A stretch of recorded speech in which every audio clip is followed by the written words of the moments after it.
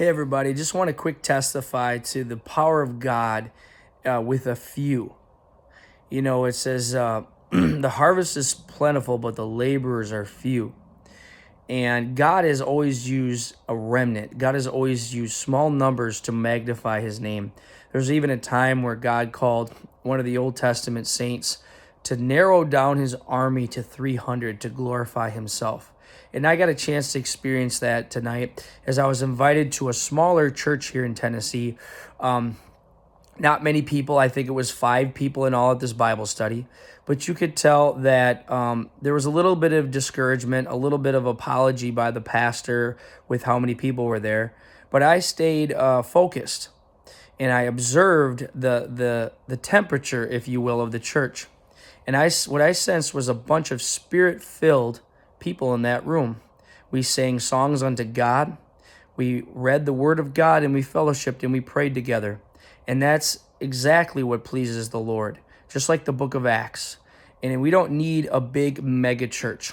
We don't need all these people. We need strong believers.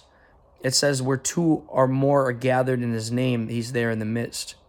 And we know God has used very small numbers to glorify his name. For example, Noah. It was only Noah and 8 people total that entered the ark.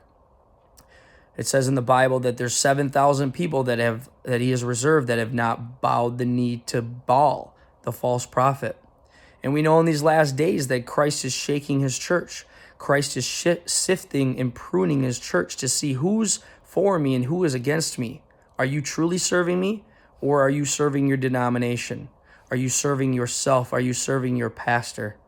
Are you serving Christ? Because many on that day will say, Lord, Lord, have I not done all these good religious things in your name? And he's going to say, I never knew you.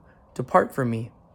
So I think he is really shaking the church here in America. And I was so blessed to be a part of a very small country church tonight for a Wednesday night Bible study to see that we are all on the same page on a one accord, serving the Lord, praising his name, worshiping and praying together. And that's all God needs, is he needs a few faithful people to serve him. So I encourage all those small churches out there that may not have all the resources that big churches do, continue to stay faithful to the Lord, because your labor in the Lord is not in vain. God bless.